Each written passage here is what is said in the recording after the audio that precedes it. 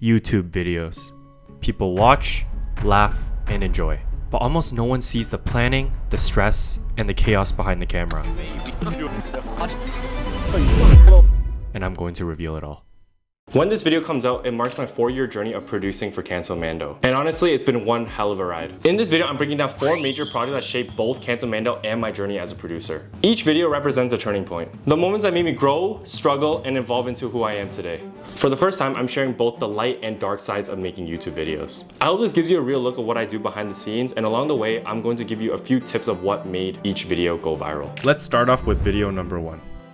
What healthy food? Please am I on? Junk! Healthy! Ah! What? Let's jump all the way back to 2022, our 10,000 calorie challenge. I only worked with Canto Mando for about 6 months, still learning the workflow and how this channel operated. Most importantly, learning what a niche is. I'll get back to that in a minute. This 10,000 calorie video was actually the first video I ever planned and produced for the channel. So Ronald, being the great person he is, Hell yeah. prepared challenges for us to do throughout the day, aside from eating. I was super excited and wanted to prove myself by even writing a very detailed script on it. Yeah, dude, I mean, just looking back at the plan, it's definitely a little cringy, but obviously I just wanted to impress them. Yo, just look at the emojis at the top and emojis everywhere. What's the point of that? From what I remember, the shoot was really fun. I was a huge Sidemen fan at the time and it definitely felt like I was shooting for the Sidemen. When the video finally came out, the response was amazing. Fans loved it. And for someone dealing with imposter syndrome at the time, that video gave me a huge confidence boost. This led to me producing and structuring videos going forward. I fell in love with making YouTube videos at this point and I was super obsessed with reading comments. I even got the chance to meet a few creators that I grew up watching.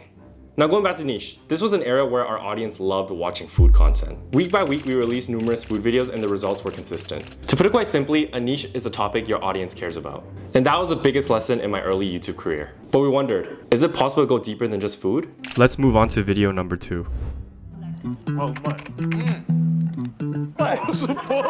Now, traveling for work was the biggest dream of mine. So when we got the chance to film in Japan in early 2024, I was super excited. I planned around 10 videos at the time, and once we flew back to Canada, I felt relieved it was over. But then, reality hit.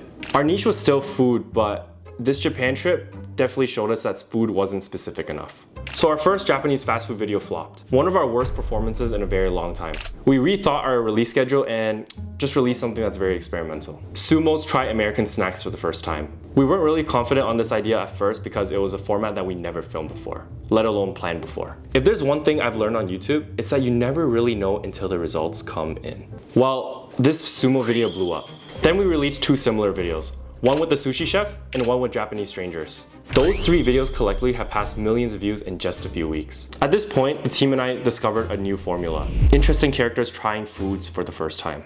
We scrapped the rest of the Japan videos and focused entirely on that style. And to be honest, despite losing the chance to release those 5 unreleased videos, I don't regret it at all. This new formula clearly has more culture, more stories, and a clear mission of sharing culture. Now, over the next year, we filmed videos in this style, and I got the chance to meet all these talented chefs along the way. It was fun, and the traction we got was insane. My biggest takeaway from this experience was when something works, you essentially ride the wave.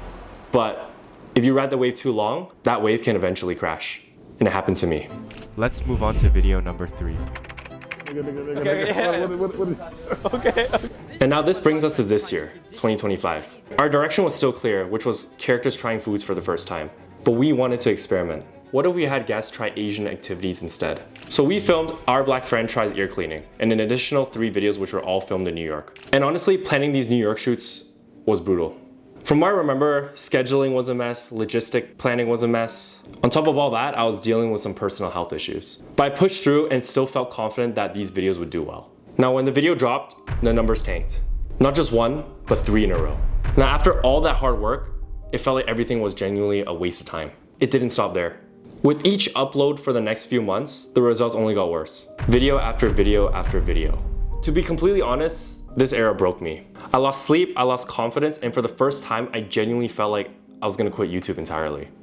Worst part is, I genuinely felt like quitting Canto Mando as well. The passion was pretty much gone and it was just so clear to me that views really did matter to me. Although this was a pretty dark memory to look back on, it did teach me something valuable.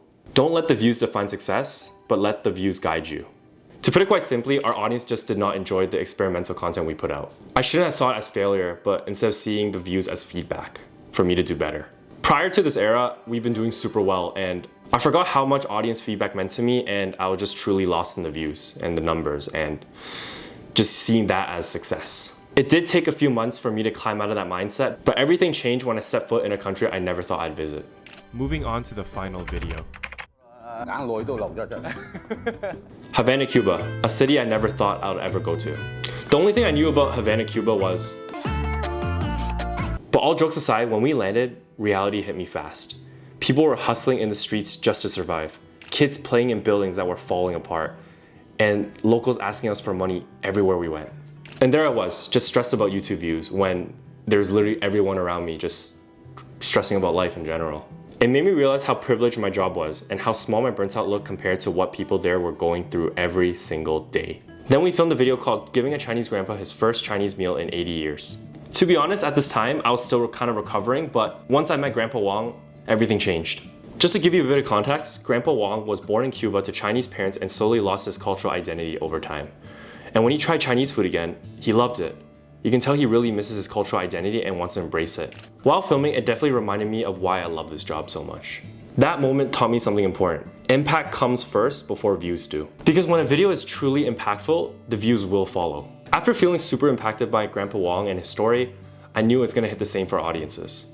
Now when this video was finally released, the support was overwhelming. This video had a lot of impact. It's clear that even for me, my mission is to share meaningful stories like Grandpa Wong's. From that point forward, I found my passion again.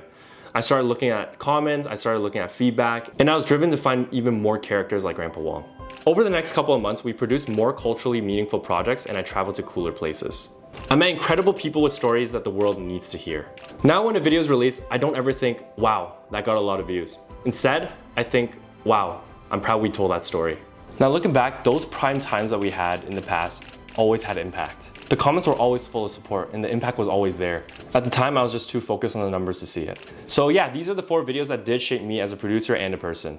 By all means, I don't want this video to portray me as someone who takes life for granted. I've been through enough personal struggle to know that the position I am now, I'm very blessed to have it, and I'm never gonna take it for granted. This 4-year journey on YouTube definitely taught me to love what I do and continue loving what I do. I wanna spend more time continuing to grow in the YouTube space because right now I just feel like there's definitely more to learn.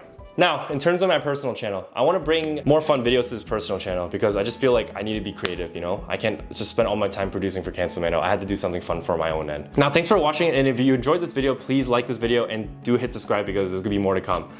Peace!